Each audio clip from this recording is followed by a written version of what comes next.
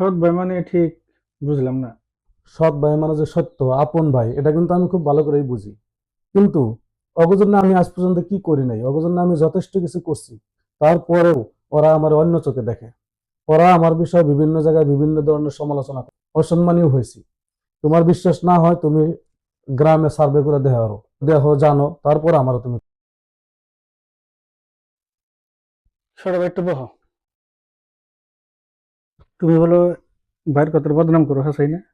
মানুষে কয় যে তোর সৎ ভাই, তোরা কিছু দিব না, এইটি না, আমার ওগুলা কিছু কইরাও দিব না। মানুষে কয় না শুনি। মানুষের কথায় তুমি কান দাও।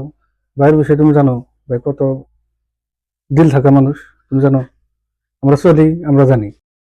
মানুষের কথা কান দিও না। মানুষের বুঝছো কি ব্রেন ওয়াশ করে দুই ভাইয়ের মধ্যে কিংবা দুই লাগান যায়, সেই চেষ্টা করবো। বুঝছো? বড় ভাই সম্মান দিয়ে চলবে। মাছ যাও যাও যাও। মানুষের কথা হয় না, মেলা ধরনের মেলা কথা কইছি। মাপ চাওয়া লাগবে না, মাপ চাওয়া লাগবে না ছোট ভাই। তবে সবসময় দেখে রাখার চেষ্টা করি, দেখে রাখো ইনশাল্লাহ। টেনশন করিস না, আমি সবসময় তবে লগে আছি। এটা আসলে তো অন্তর থেকে তোর খারাপ পাই তা না, ভালোই পাই। আর কত লাগবে এডমিশনের জন্য বয়? 10,000। ওকে ফোন দিতে আমি দিয়ে দিতেছি, এডমিশন নিয়ে নিস। ভালো করে পড়িস, আর বিশেষ করে 5 ওয়াক্ত নামাজ পড়িস, ঠিক আছে? তোমার 2,000 বেশি করে দেবো।